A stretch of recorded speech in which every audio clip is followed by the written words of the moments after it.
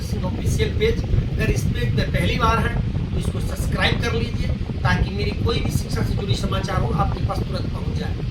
आज का सबसे मजेदार न्यूज आ गया है कि अगर आप कह रहे हैं कि भाई अभी इतने जल्दी आने की क्या जरूरत पड़ गई भाई नरेंद्र जी को, तो मैं बताना चाहूँगा कि बिहार की अब व्यवस्था, शिक्षा व्यवस्था न राज्यपाल चला सकते हैं न सरकार चला सकती है।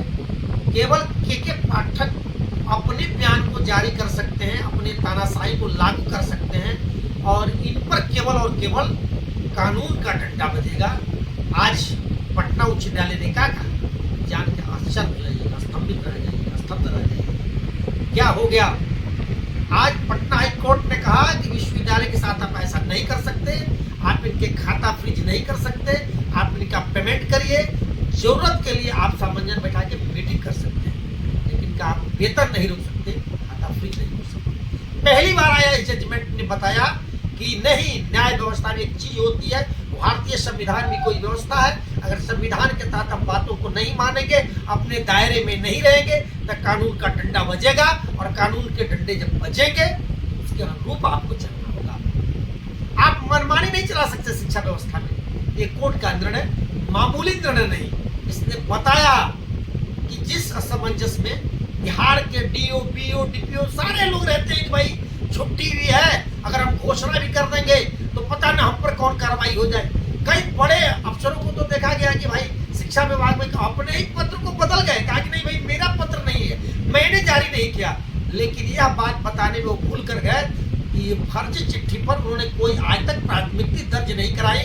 यह गोपनीयता यह बात बताता है कि कहीं न कहीं आपने पत्र तो जारी जरूर किया था, लेकिन काले पानी की कहीं सजाए नहीं हो जाए पाठक के द्वारा, इसके डर से आपने कह दिया था कि पत्र ही मेरा नहीं है। मजदूर दिवस पर बहुत सारे विद्यालय बंद रहे, बहुत सारे विद्यालय खुले रहे।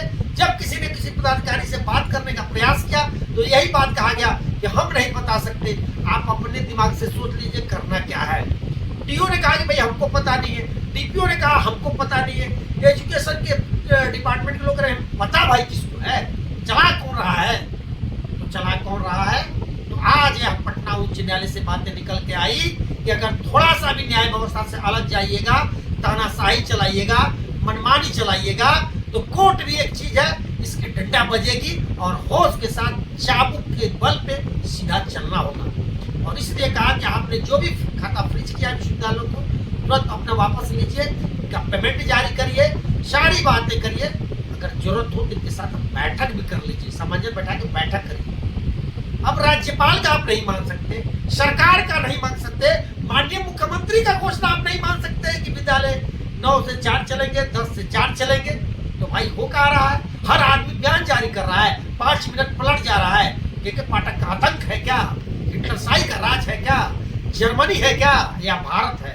ये लोकतांत्रिक देश है, वो अभी विश्व में गणतंत्र स्थापना करने वाला पहला राज्य है। वहां केवल गणतंत्र का चल सकता है, शासन का चल सकता है, संविधान का चल सकता है, मनमानी किसी की चलने वाली नहीं है।